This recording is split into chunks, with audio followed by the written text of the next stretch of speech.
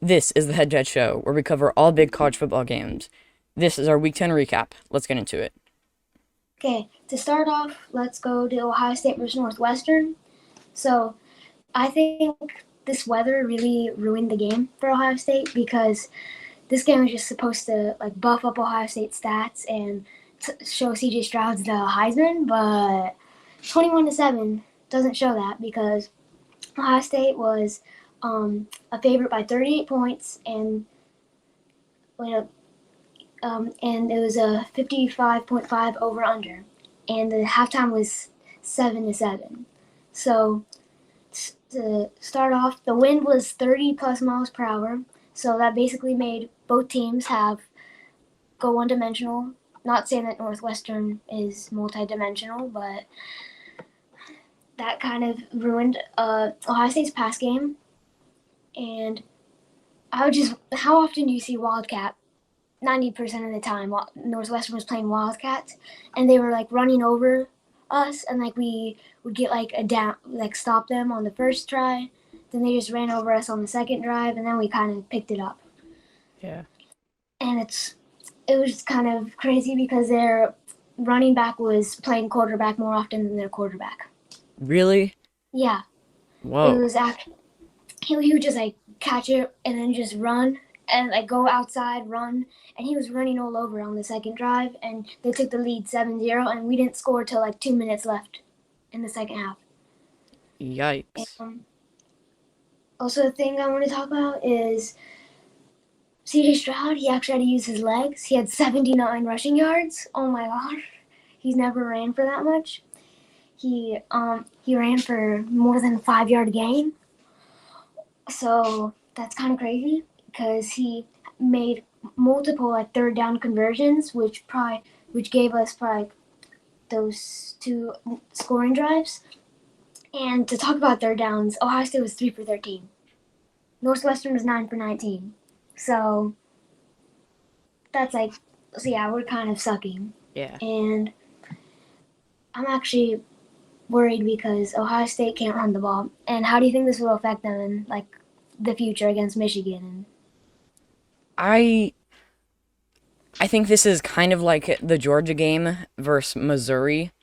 These are like Ohio State's like a great team. I mean, so is Georgia. But in the future, I don't think it'll like have a big impact on any of their games. Obviously, the Missouri game versus Georgia hasn't really impacted anyone's view on Georgia, and I don't think anyone's view on Ohio State's going to really change. It's a good thing. Like the couple good things that came out of this game was that Ohio State showed that they can win 3 ways now. Physically, they showed that against Notre Dame and Penn State, they can win like in bad weather conditions and like one dimensionally, and they also can win the traditional way, scoring 50 something points against some team. Because that's what we couldn't do last year. That's why we lost to Oregon and Michigan last year. Uh, Northwestern had 36 minutes of possession to Ohio State's 23 minutes. So usually when Ohio State's losing by that much in possession, we lose. That's how it happened to Oregon and Michigan. And it was good because another good thing was that Ohio State's defense showed physicality because Northwestern had 59 rushing attempts to 17 passing attempts. So like it's kind of like defensive lines getting worn down. And a fun fact is Northwestern still hasn't won on American soil. So that's like kind of depressing. So that's kind of a quick recap. Kind of a bad look for Ohio State. So let's transition to Notre Dame versus Clemson. All right, so Notre Dame Clemson, big upset. If you didn't hear, number 4 Clemson fell to an unranked Notre Dame. Clemson was favored by 4. The over/under was 44. It was played at Notre Dame. The final 35-14. So at the Mm, very beginning of the game, Notre Dame really showed up and they blocked Clemson's first punt and they got an early lead with the touchdown after the blocked punt. It was Notre Dame's 6th blocked punt of the year. And I'd say that they are the best special team squad in the country. If they aren't the best, then they're definitely up there. Notre Dame, I've I've watched a bit of Notre Dame football this year, and from what I can tell, they are relatively one-dimensional. They mostly run the ball. Um, and they had some very long run-based drives versus Clemson that let them score. One right before halftime that was 11 plays for 6 minutes, and another in the fourth quarter, also 11 plays in 6 minutes. Is their pass game basically nothing? It's basically nothing. Um, I think their quarterback threw like 9 completions.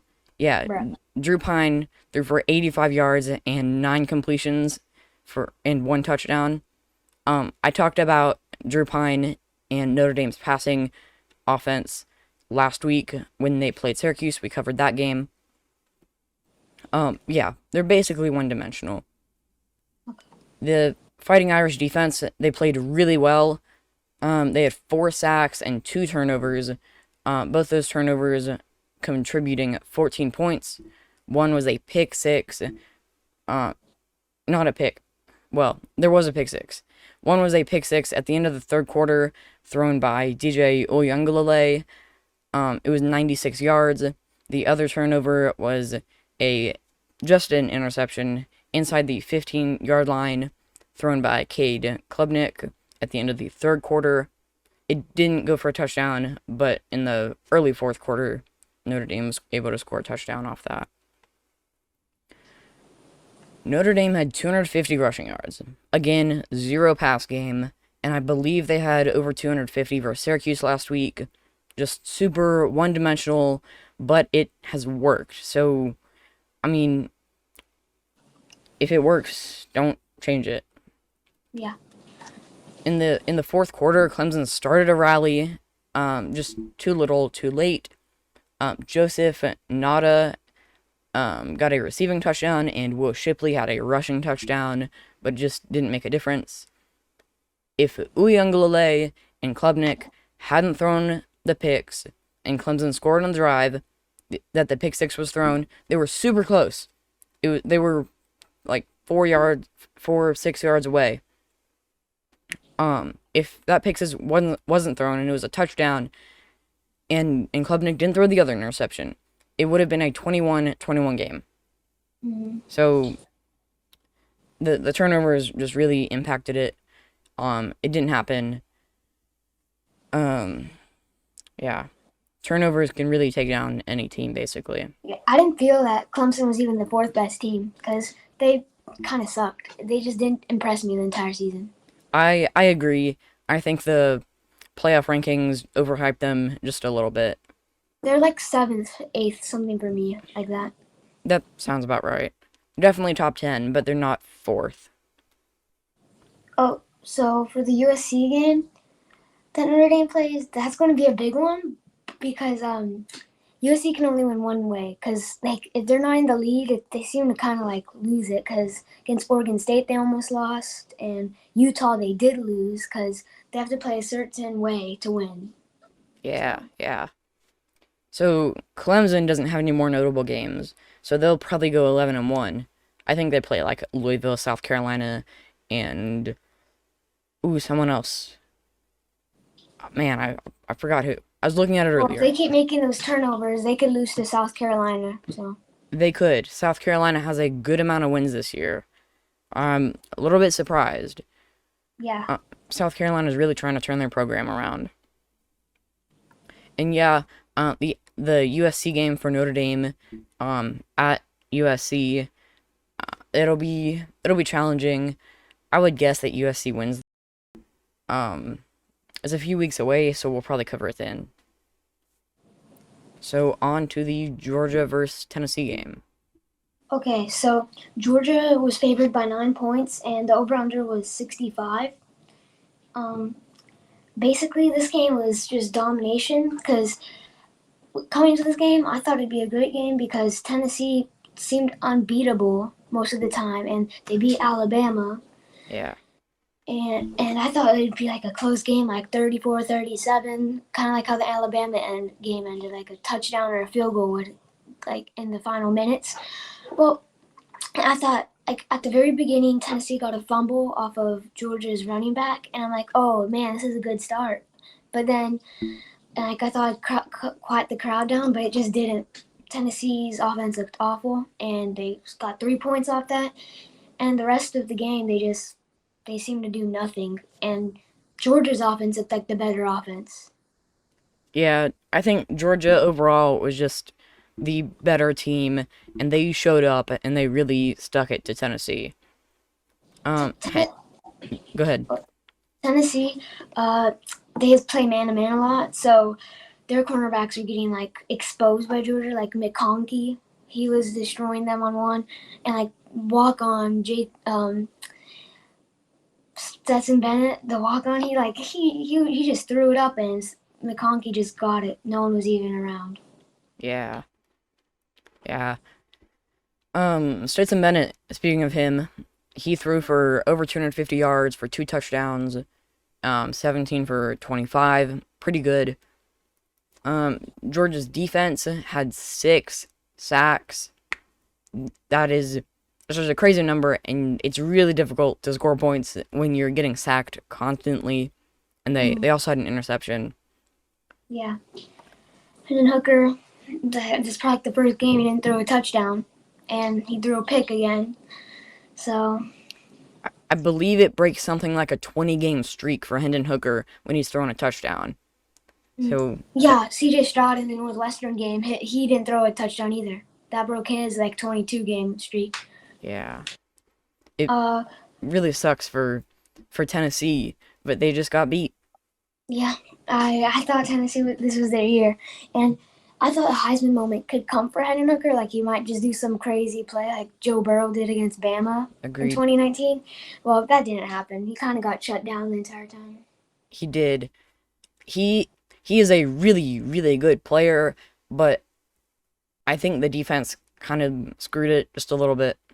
Yeah, Georgia's defense hasn't been talked about because they had such a good defense last year, and like, oh, they're going to suck, but Yeah, because they lost all those players. But no, yeah. Stetson Bennett looked like the more of a Heisman quarterback because he went 17 for 25, 257 yards, and 2 touchdowns, no picks. So hmm that's pretty solid. How do you think this weekend, specifically Ohio State Northwestern and Tennessee Georgia, how do you think these games are impacting the Heisman race? So Hendon Hooker, this definitely, I think, like he looked really good against Bama, and now he just played a elite defense. So this kind of like slowed down his Heisman campaign. He's definitely in the top three still, top number two, number one. C.J. Stroud, man, it's been like 3 games where he hasn't like thrown for 5 touchdowns, which he was doing before, Yeah. and he hasn't really done anything Heisman to be honest. He hasn't like thrown into some. He's like ran for like 100 yards and like broke a bunch of tackles or had an outstanding game against a solid opponent because like those 5 touchdown passes were against Rutgers and Toledo. Like hmm you kind of need to do that if you're a Heisman. Yeah. So this was a bad week for the Heismans. Agreed. Bo Nix though, Bo Nix. This was a good week for him. 5 touchdowns. Okay. Okay. So, I mean, not to put you on the spot because we didn't talk about this, but what will your top three Heisman contenders right now be? Well, Hendon Hooker, C.J. Stroud, because they have to be. The thing is, Bryce Young, he won it last year. I don't think they want to give it again to him, and so I don't think he's in the top three. Number three, man, I want to say Bo Nix, but like they're like I don't know. He's played really good. He has 20 touchdowns to 5 picks. Yeah, that is really good. Everybody wrote him off because he got stomped by Georgia, but Yeah. you know, Yeah. I think that Oregon's on the was comeback. yeah. They beat UCLA a couple weeks ago, which was great. hmm I think he could be the number three. What about you? My top three. Yeah, So probably Hendon Hooker still. One yeah, bad game shouldn't have that big of an impact as long as he plays well the rest of the season. Um, I'd probably also say CJ Stroud. He just gets a lot of hype. Um, maybe I want to say one of the Pac-12 players. It would probably for me. It would either be. I'm really bad with names, so the USC quarterback right now, Caleb Williams. Caleb Williams. Caleb Williams has played really well most of the season. Um, Oh, oh wait, Max Duggan, TCU. Max Duggan, TCU. I just forgot about him. He's like scoring a bunch. Is he the quarterback or the running back? TCU quarterback. Okay, okay. I feel like some more positions should be getting some love, but if all the quarterbacks are the easiest to get stats for, I guess. Yeah, it's just like no defensive end really. Will Anderson, I thought he'd be really good, but I haven't heard like seen really many clips. Like in the LSU game, we'll talk about in a little. He didn't do that much really. I didn't see him. I think he had like one sack, or I didn't really see him put that much pressure on. Yeah. So I So I think for my number three, it would either be Caleb Williams or probably the UCLA quarterback. I think both are really good. mm, It's going to be really interesting to see USC play UCLA, and mm, we'll probably cover that game later in the season. yeah. So should we head over now to Kansas State versus Texas? Yeah, we can go check out Kansas State, Texas. Oh, speaking of Heisman's, Bijan Robinson is he was in the Heisman talk. How did he play? So, Bijan Robinson, he had 30 carries, over 200 yards, and a touchdown. So he did play really well. I I don't think he'll be a Heisman contender, really. I think some stupid people on ESPN are probably going to say so, but personally I don't. 200 yards though, that's really fantastic in one game. And Texas was a 2.5 point favorite. And over under was 54.5. And what Texas jumped to a 34-10 lead, and it was looking good for them. But then they started they stepped off the gas and started giving it up, And they're lucky they held on because it went from a 24-point win, which really could have boosted them up for this rankings, to a 7-point win. So Kansas State's a good team. It's a good win, but could have looked really good. Yeah, Kansas State is a good team. In the preseason, they were my Big 12 underdog. I thought they were gonna probably upset some teams, maybe make it to the championship game, but they're not doing that now. In the second half, Kansas State really showed up. They scored 17 points. Texas scored 3, only a field goal in the fourth quarter. But in the first half, Texas just dominated. Yeah. Yeah. All Um. right, you want to go to LSU Bama? Yeah. Sure. So this game was really exciting. Yeah. It was. I was like, I've been wanting to watch both Georgia and Tennessee and Alabama LSU. Well, Alabama LSU was definitely the better game to watch, Hmm. and uh, Bama was a 13.5 point favorite, and the over under was 56.5. Um, the defense really was showing up because uh, at halftime it was 7-6 LSU in the lead, and the offenses started figuring out what to do in the second Yeah. half. The And the Bryce SEC. Young, wait, you could go. Oh, sorry.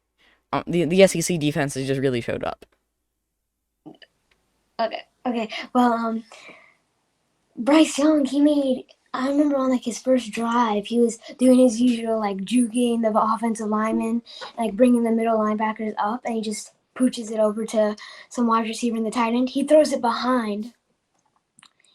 He throws it behind his wide receiver, and it gets picked off in the end zone. So instead of being 7-0 Bama, it got picked off, and LSU got. I think LSU scored after that. And Jaden Daniels, he's fast. The LSU quarterback, he's fast. So Yeah. Yeah. he's definitely pretty good. He is. There was just saying, SEC refs suck. Yeah. That ref, I remember him. He was. I still hold a grudge from that 2019 game against Clemson, Ohio State.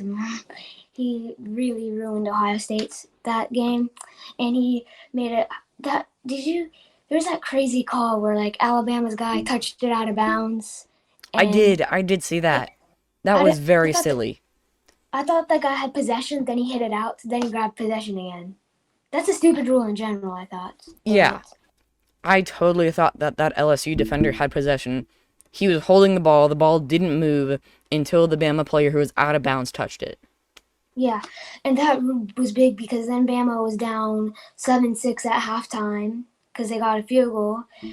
And the thing is, though, Bryce Young, he was held like during the week before the game, he was held to 25 throws every day, so he couldn't like have those reps and get in rhythm Yeah. with his players. And you could kind of see he was missing reads and kind of jumping around more in the pocket and not finding someone.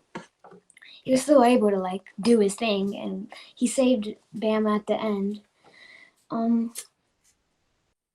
The game, Jaden Daniels, his legs really saved them because he like broke off like twice for like 20+ yards, and um, One of them was in that first overtime. yeah, that was like first play for their overtime. Yeah. Man, Brian Kelly finally beats Nick Saban, so he Good got for what he him. wanted. He has his resources because LSU is better than Notre Dame with like resources. Yeah. And like going into the like man, LSU had it like they gave Alabama a chance because they gave Alabama one drive, and of course Alabama same thing happens. Bama has the ball at the very end, runs it down the field, scores, brings it into overtime. Hmm. Like and goes into overtime. Man, that was I thought Brian Kelly shouldn't have gone for it, like the 2-point conversion, because he like Alabama kept missing like runs for 2 yards in the normal game. So I'm like, oh, just don't do it. And then he goes for it, and then well, yeah, you know what happened. That was amazing, and they won 32-31. Yeah, But that's basically ends Alabama's playoff hopes. it does. And they'll probably still be top 10. I think I checked the AP poll earlier, which doesn't even matter. I think they were still top 10. But on LSU going for that 2-point conversion, I just thought that was so crazy. But I guess they were kind of running out of steam, and they weren't really going to stop them if they kept going to extra overtimes. So Yeah. they took their shot and they made it. And now LSU is in the lead in the SEC West, right? They are. Okay, so now it could be LSU versus Georgia. It could. It Or could. Ole Miss. Or Ole Miss right now. Or Ole Miss. But Ole Miss still plays Bama. They play them next week. Oh, Yeah. okay. Maybe Well, they might do it. well, I think that Ole Miss could beat Bama because the way Bama is playing is like kind of awful. It's these past 3 weeks and they're barely winning. Barely beat Texas. Quinn Ewers in. Texas is winning that game. Should have lost to should have lost to Texas A&M. Yep. Lost to Tennessee. Lost to LSU. It was like this is a bumpy road for Nick Saban. So It is. Um, if you'll let me talk about that Alabama versus A&M ending real fast. Um, this makes me so mad as an A&M fan, because after the interception, in the end zone, or what they called as an interception, um, 3 seconds ran off the clock. So then A&M was left with one play. Now on this one play, true freshman wide receiver Evan Stewart ran the incorrect route, so that's on him. But there was also a blatantly obvious pass interference. And actually, I don't know exactly when it was, but the SEC, the conference, came out and said that there should have been 3 more seconds on the clock, so A&M should have had another play, and that it was a pass interference. So that was ridiculous. rigged for Bama. Rigged for Bama. Yep, yep, So if we move on now to like our honorable mentions, yeah. Arkansas, Arkansas. Arkansas, Arkansas. Arkansas lost to Liberty. Yeah, 21-19, Hmm. and they were down 21-5. So Yeah. I This is basically the first time Liberty beat an SEC team. Yep. Hey, good for Liberty. And one. They're trying their hardest as an independent. They'll probably make a bowl game, and next year they're Well, gonna they're eight be and one. They're 8-1, so they're making a bowl yeah, game. they are gonna make a bowl game. Probably a crummy bowl, but it doesn't matter. Um. So Next year they go to Conference USA, so they'll be in a real conference and they'll have like real games. But okay. they like barely beat an FCS opponent Well, earlier this year. Liberty is on the rise because they had man, what's his name? What M- M- Matt Willis or something? Malik Willis. Malik Willis. Yeah, Yeah. he's now in the NFL, and they're having like now 2 good seasons in a row. Mhm. And right now they're doing good. If they could get like 9, maybe 10 wins, Maybe 10 they could wins. end up being in a solid bowl. They So could be in a solid bowl. They remember when? only a few years ago they were an FCS team, and now they're probably gonna make a solid bowl game. So good for them. Remember when everyone thought Arkansas would win 10 games before the season? Yep. There was some hype around that. 5-4. Five and Make a bowl four. game. Make a bowl game. So I guess to end off our show, something crazy to say we haven't said in a while. Kansas Kansas. making a bowl game. In Kansas is Duke. going bowling. Kansas. Did you say they rushed their field because They they did. made a bowl? The Kansas fans stormed the field after beating Oklahoma State and becoming bowl eligible. Wow. Well, finally. And do they still have their first string outs? Yes, their starting quarterback is still injured, but their backup is not much worse than him. So they're Mm. like hanging on. They're they're still playing well. Yeah, I saw some clips of the game. He's like really fast. He is quick. Okay, well, Duke is also going to a bowl game. Um, Previous defensive coordinator Mike Elko from Texas A&M moved to Duke, became the head coach, and they've already got enough wins to go to a bowl game after beating Boston College on Friday. okay.